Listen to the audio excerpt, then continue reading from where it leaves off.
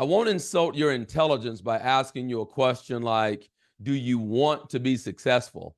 That's duh, right? But I will ask, are you making these 5 mistakes that could be delaying your success, or worse yet, keeping it from happening altogether? Let's grow.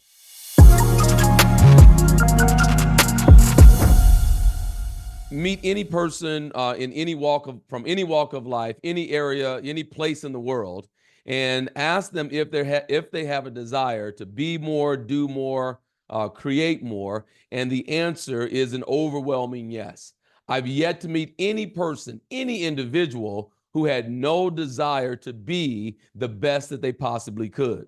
But it turns out that there are 5 pretty simple things that most people don't have in place, and as a result of that, their success is delayed, or they continue to bump up against frustration, sabotage, indecisiveness, and a whole lot of self-doubt. Number one, believe it or not, the number of people who don't have clear and concise goals written down in a place where they can easily be reviewed is astonishing. One of the simple things that highly successful people have in place that others don't is a clear goal. And when I talk about having a goal, it must go beyond, well, I want to make more money, or, I want to be happier, or I want to do better in life. Like the actual time to sit for a moment with yourself and design the life that you desire and give your very brilliant, remarkable mind a specific target to go after is one of the key things that you can do to ensure that you succeed with speed. The lack of clear goals is something that those who don't achieve have in place, or the lack of a clear goal is something that those who don't achieve do quite often. It's a habit among those who don't achieve, is that they don't have their goals in a place where they could easily review them. If you want to set yourself apart, you want to create and design a life that is remarkable and worthy of you, then set a goal that is clear and concise.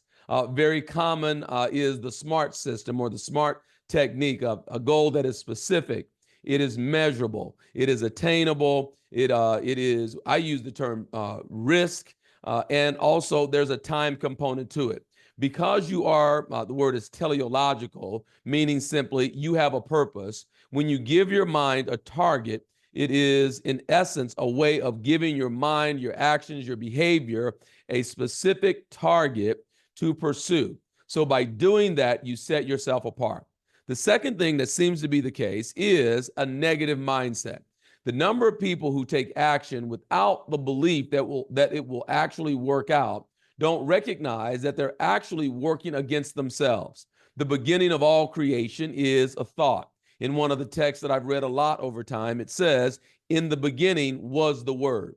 So the language that you use when speaking to yourself and the words that you use, that internal dialogue as it relates to creating the life that you want, is another key to you speeding up the success that you desire. So a negative mindset, obviously, is going to create outcomes and will create, it will create outcomes that are not the ones that you want. So you have to be mindful of your mind. You must be a steward, like a very responsible farmer of that fertile field that is your mind.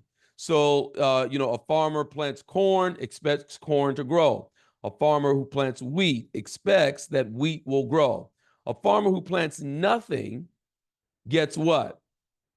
Now, if you said nothing, that tells me you didn't spend a lot of time on the farms, right? When you plant nothing, then you get the weeds. The weeds are what grow when you don't plant as a responsible steward those seeds of that which you would like to harvest. So your mindset, your ideas, your internal dialogue, those conversations, the thoughts, the ideas that you have become the seeds that you're planting in your garden. So ensure that you have a mindset that is an environment conducive for what you want to have grow, to grow. So that means that you may have to be mindful of the music that you listen to, the conversations that you take part in, the shows that you watch, the books that you read, and also your source of news and information.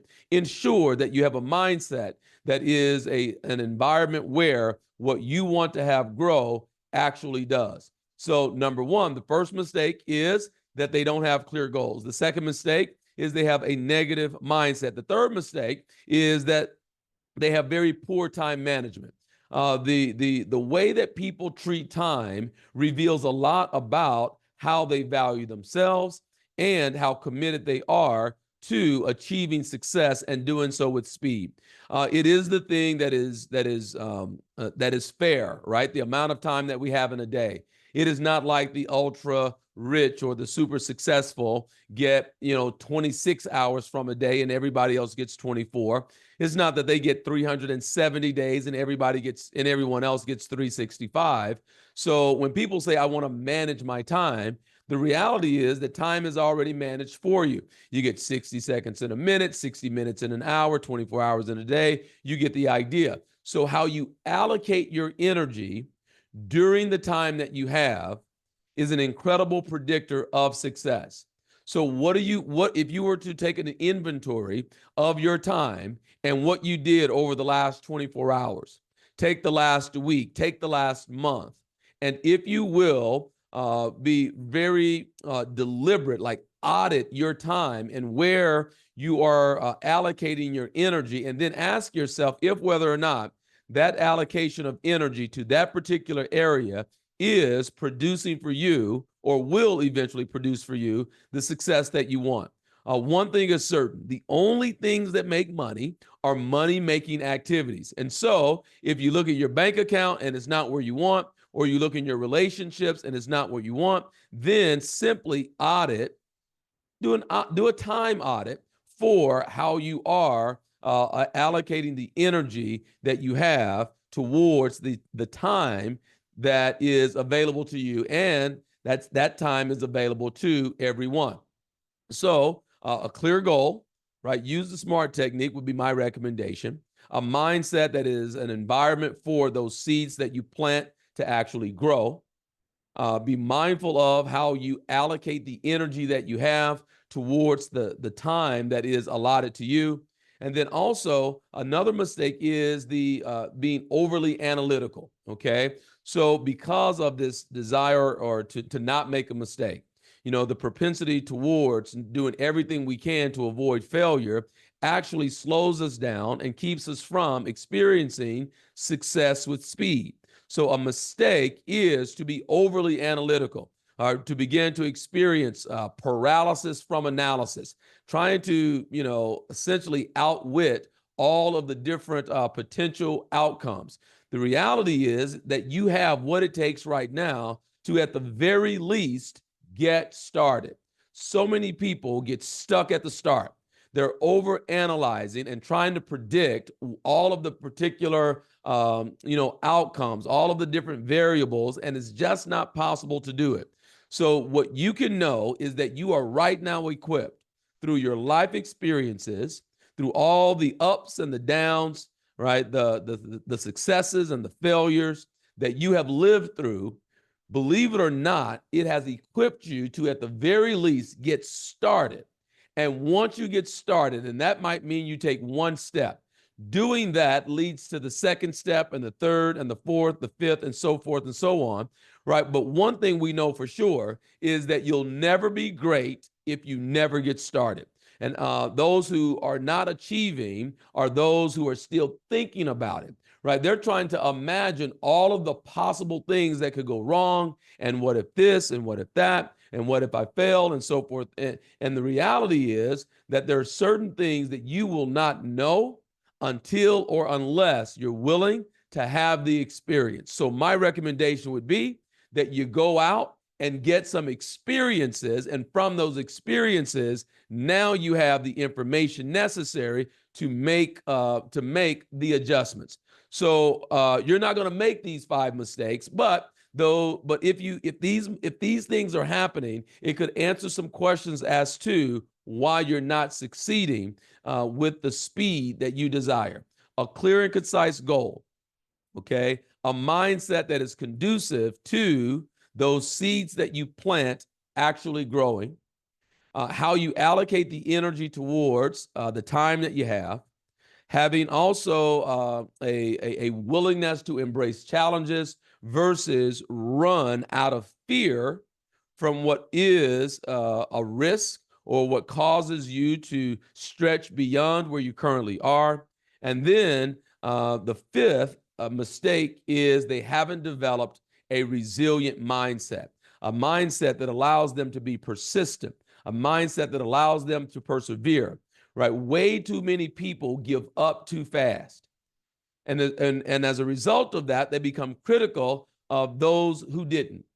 I was actually speaking to my trainer a little bit earlier today, and what we talked about was how when you see the results of other people, it actually triggers in the quote unquote haters. What's triggered in the haters is not only seeing someone else do it, but when you see someone else do what you already gave up on, now you're reminded of the fact that it is indeed possible, but you quit. So develop a mindset that allows you to bounce back from the things that make other people quit, and you succeed as a result. So there is a compounding effect to your talents.